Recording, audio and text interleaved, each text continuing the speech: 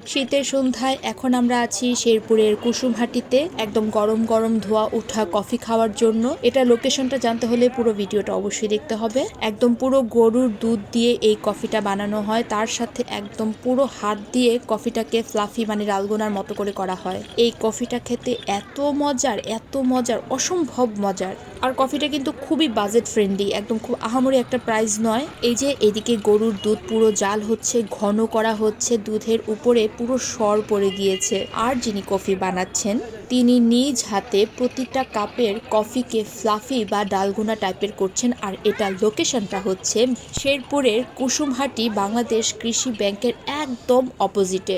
কখনো কেউ যদি শেরপুর যান অবশ্যই আমি একবার বলবো এই কফিটা সবাই ট্রাই করতে পারেন।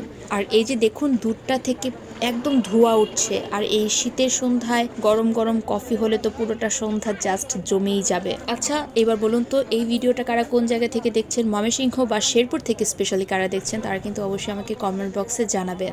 আর এই যে আমাদের টেবিলে কফি চলে এসেছে, গরম গরম কফি সামনে রেখে ভিডিও বানাচ্ছি, যে এটাই হচ্ছে বিশাল বড় একটা ব্যাপার। সো আজকের এই ছোট ভিডিওটা এই পর্যন্তই। সবার সাথে দেখা হবে আমার পরবর্তী ভিডিওতে। So tata.